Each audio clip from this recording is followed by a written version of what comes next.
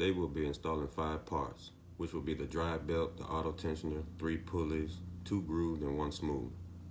Now we perform this maintenance because the indicator notch on the fixed side of the tensioner is out of range, passing the 3rd notch. So with that being said, we'll change all the necessary components that I described previously. And so what I'm showing you here is just a diagram.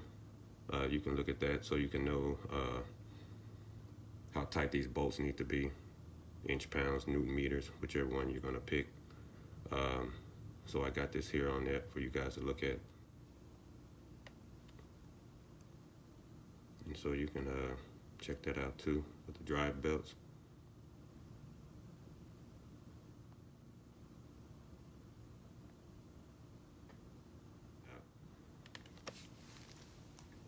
So what we got here is the different boxes, and I'll show you guys that. Part numbers. Some of the tools I'm going to use. And we're going to use that Gates belt with part number. Got me a little torque wrench, breaker bar. Got me a Serpentine belt, tensioner remover tool. Cost about 30 bucks. All this stuff I pretty much got from Z1 MotorSports when it comes to the tensioners and the pulleys. My advice, get that removal tool.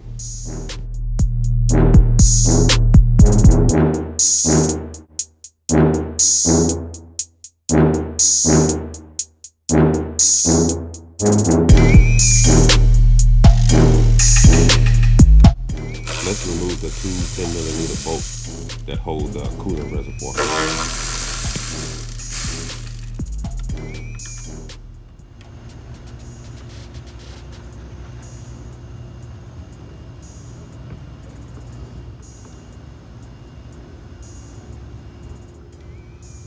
Okay, here's the drive belt tensioner, 2 groove pulleys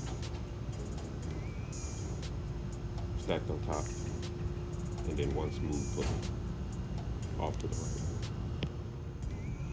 Now get your Serpentine belt removal tool and insert inside the square hole.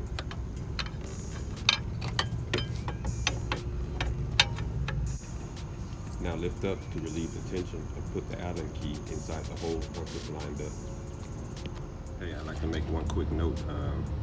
If you got the factory original tensioner on the vehicle, it's going to be a 1/2 inch square.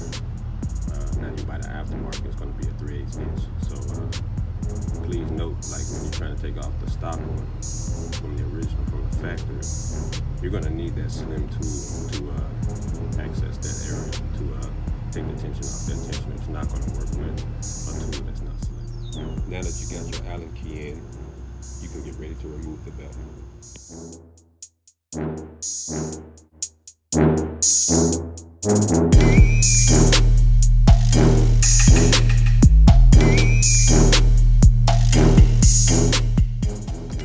Now it's time to remove the bolts for the pulleys and the tensioner.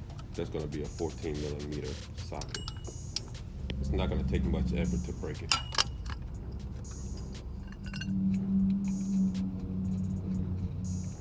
Quick note, when reinstalling the groove pulley, leave the bottom one off until you put the belt on.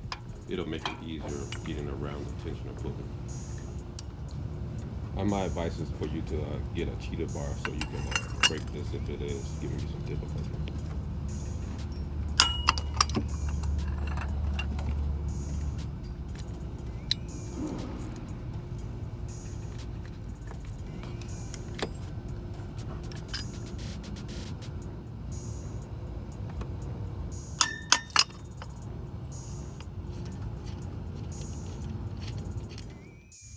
Hey, I'd like to make another quick note. If you're doing this job for the first time and you got these paint marks on your pulleys, then those are probably original from the factory. So you can judge how long it's been since those been installed and how reliable they are. So my advice is to go ahead and swap out those pulleys because they're pretty old. All right, so now it's time for us to take this 14mm bolt out for the tensioner.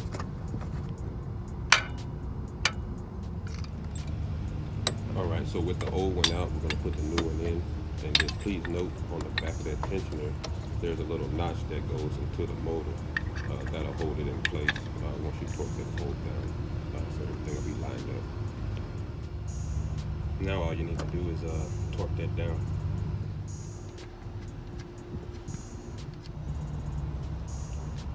So like I said before, if I didn't follow the diagram there and reroute your belt, you can now release the tension off the tensioner pulley by removing that key.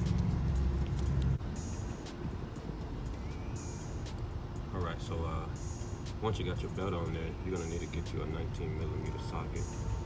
And you can use a ratchet or a breaker bar, but you're going to need to turn the crankshaft a few times just to equalize out that belt. You want to turn it clockwise when you're doing it. Okay?